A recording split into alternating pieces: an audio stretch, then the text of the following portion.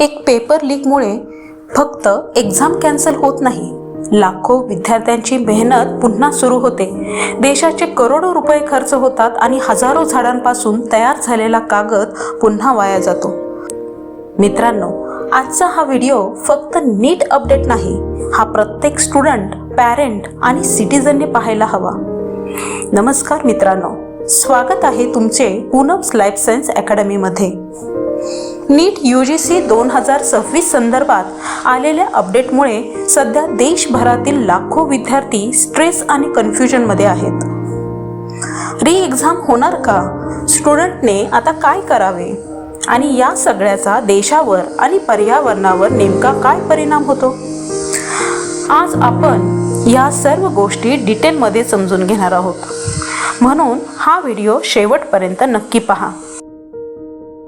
मित्रांनो, national testing agency म्हणजे NTA कडून एक ऑफिशियल अपडेट समोर आली आहे. रिपोर्टनुसार एक्झामिनेशन प्रोसेस संदर्भात काही सिरियस ॲलिगेशन्स समोर आल्यामुळे री एक्झामिनेशनची प्रक्रिया सुरू करण्यात आली आहे. स्टुडंटना पुन्हा फॉर्म भरावा लागणार नाही किंवा फी भराव्या लागणार नाहीत. पण मित्रांनो, 22 लाख विद्यार्थ्यांसाठी पुन्हा एक्झाम कंडक्ट करणे म्हणजे लाखो क्वेश्चन पेपर प्रिंट करणे, हजारो एक्झाम सेंटर्स मॅनेज करणे, सिक्युरिटी सिस्टीम्स, ट्रान्सपोर्टेशन, ॲडमिनिस्ट्रेशन हे सर्व पुन्हा एकदा करावे लागणार आहे.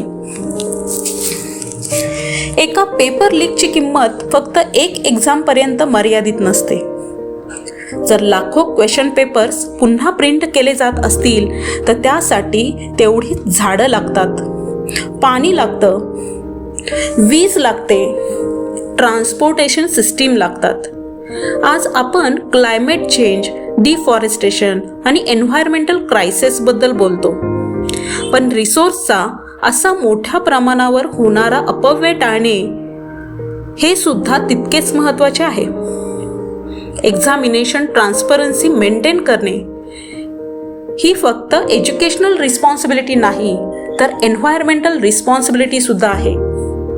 एका एक्झाम मागे फक्त विद्यार्थ्याचे मार्क नसतात, त्यामागे त्याची बऱ्याच वर्षाची मेहनत असते.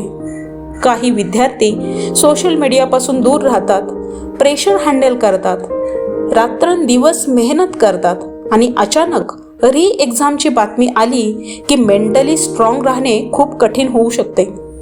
पण मित्रांनो, पॅनिक होण्यापेक्षा प्रिपरेशन कंटिन्यू ठेवणे जास्त महत्त्वाचे आहे, कारण डिफिकल्ट सिच्युएशनमध्ये कन्सिस्टन्सी ठेवणारे स्टुडंटच पुढे जातात. तुमच्या मते अशा पेपर लीक घटनांसाठी स्ट्रिक्ट पनिशमेंट असायला हवी का? तुमचे मत कॉमेंटमध्ये नक्की सांगा. मित्रांनो, फक्त प्रॉब्लेमबद्दल बोलून उपयोग नाही, आपल्याला सोल्युशनबद्दल देखील विचार करायला हवा. फ्युचरमध्ये strong digital security, better monitoring system, faster investigation, transparent examination process या गोष्टी अत्यंत महत्त्वाच्या आहेत. आणि एक सिटीजन म्हणून ऑनेस्टी, रिस्पॉन्सिबिलिटी आणि अवेअरनेस या व्हॅल्यूसुद्धा इक्वली इम्पॉर्टंट आहेत.